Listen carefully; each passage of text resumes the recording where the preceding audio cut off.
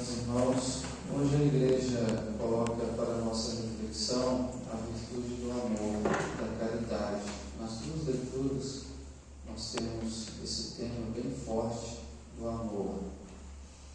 É evidente que nós escutamos, e a gente vai escutar muito na igreja, sobre essa virtude da caridade, porque diz respeito diretamente ao nosso amor a Deus, nosso amor ao próximo, para que possamos entrar no céu. Aliás, quando a gente estuda o primeiro catecismo da primeira Eucaristia, a gente aprende isso.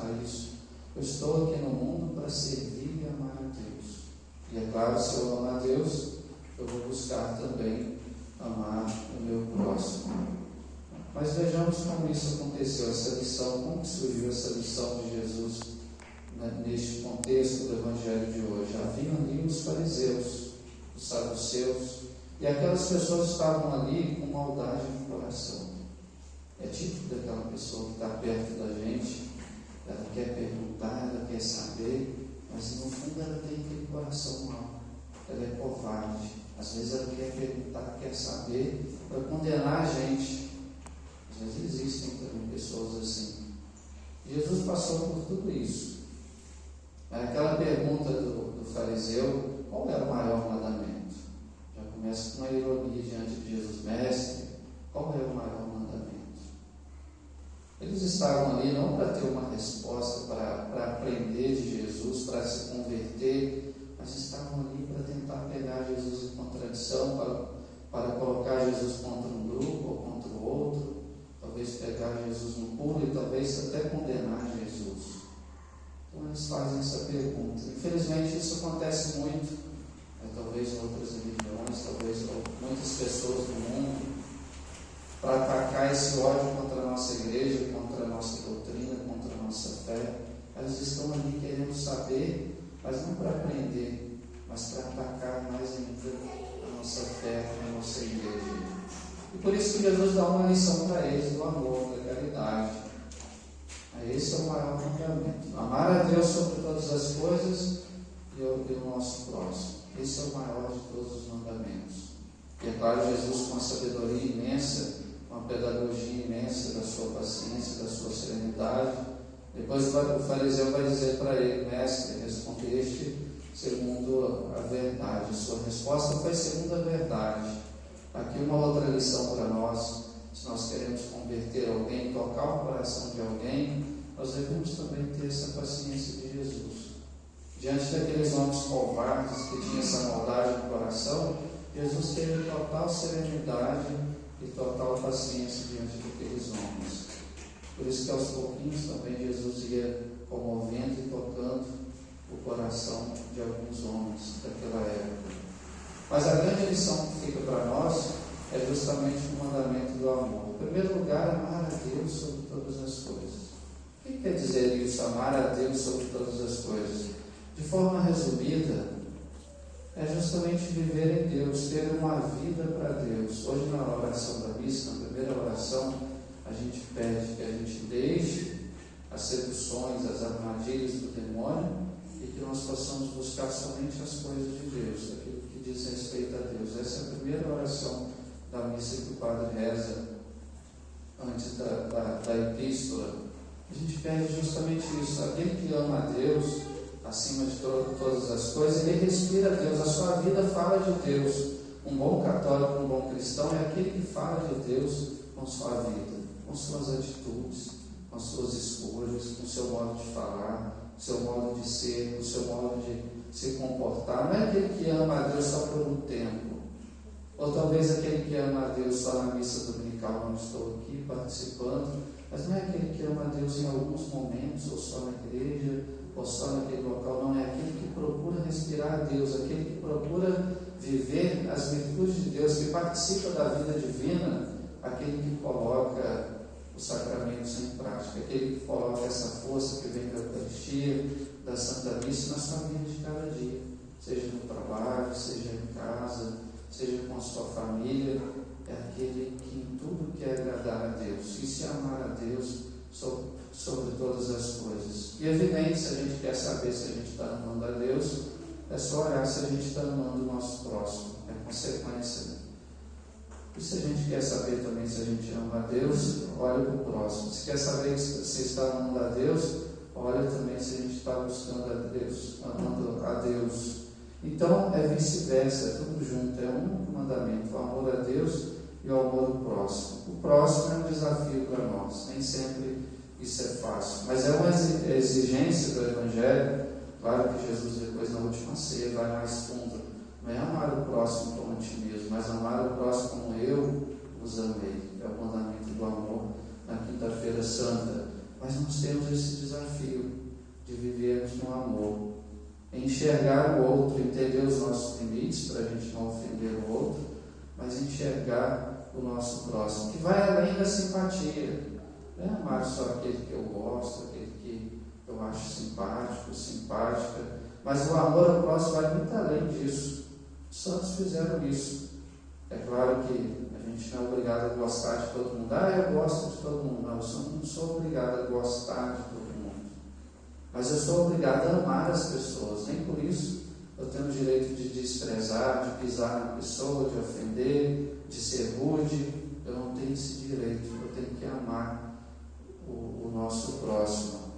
E além daquilo que a gente sente, que a gente acha, que a gente tem essa simpatia, nem sempre vai ser isso. Mas é aí que entra as virtudes heróicas, quando a gente ama alguém, talvez uma pessoa meio chata da nossa casa, do nosso parente, do nosso convívio, da sociedade, do nosso trabalho. Os santos faziam isso. Santa Teresinha, nós celebramos agora Santa Teresinha, ela também enfrentou esses desafios.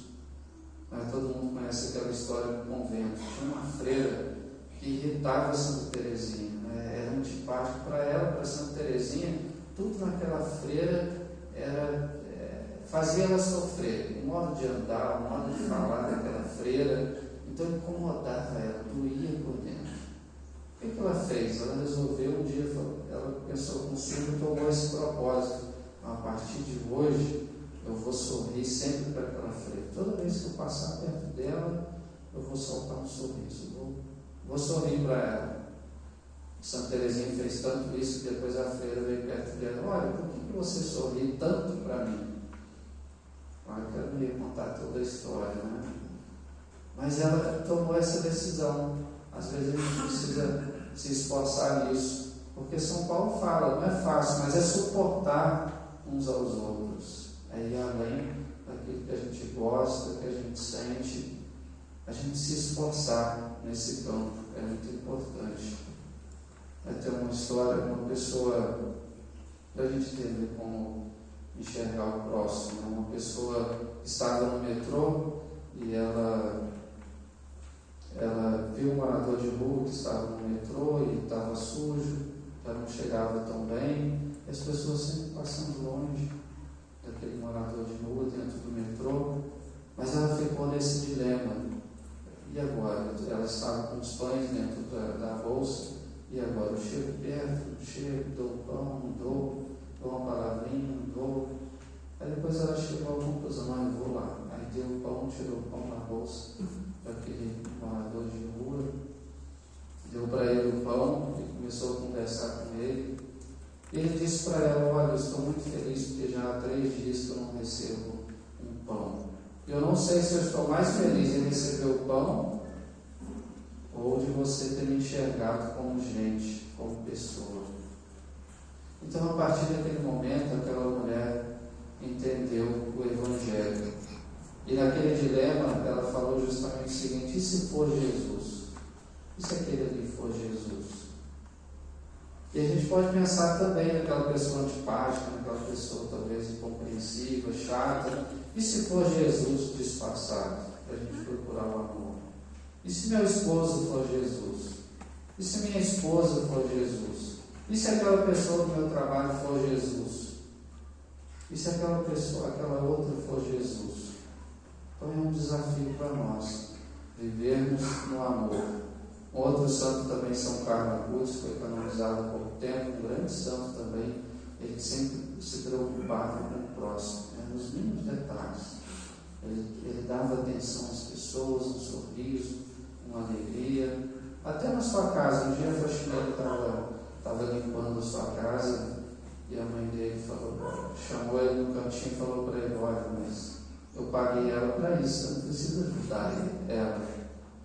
Aí ele falou para ela: mamãe, eu ajudo ela porque eu sei que ela tem os filhos na casa e quanto mais rápido ela acabar o serviço aqui, eu sei que ela está doida para ir embora para casa para cuidar dos filhos, então eu vou ajudar ela também nesses afazeres. Olha a preocupação de Carla Cruz.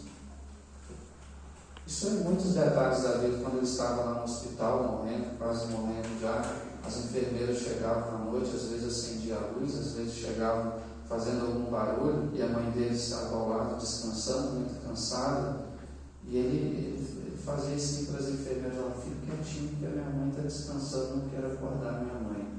Ou seja, ele que estava quase morrendo de leucemia, morreu com apenas 15 anos, e ele estava preocupado com a mãe que estava ao seu lado descansando, estava cansada.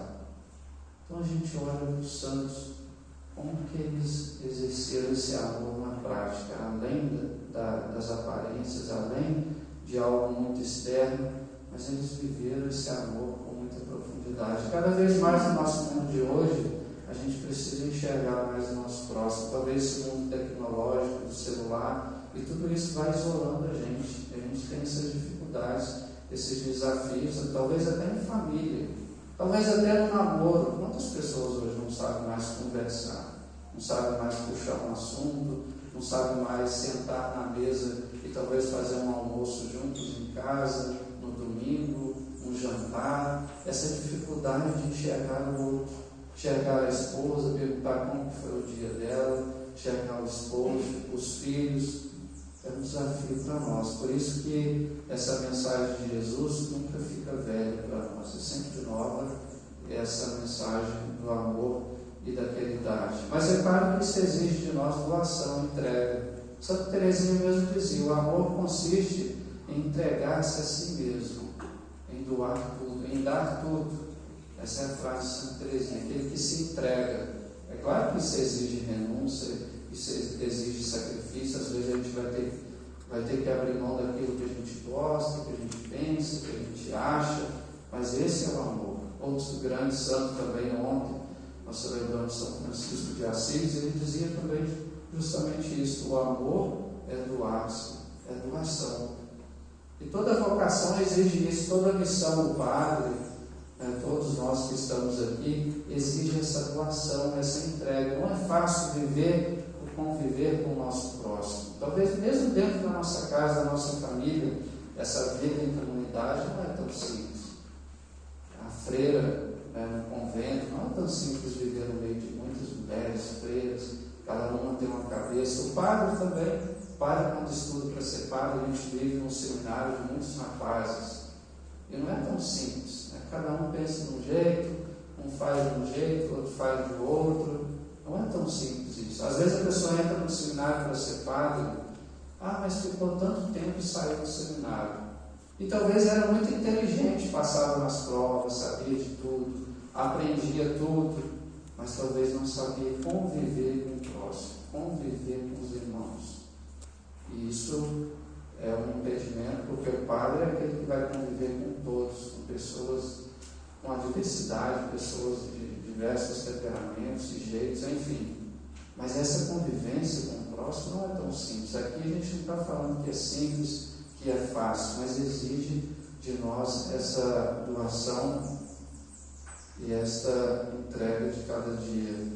Vamos, portanto, pedir essa graça que o nosso coração possa reinar o amor a Deus.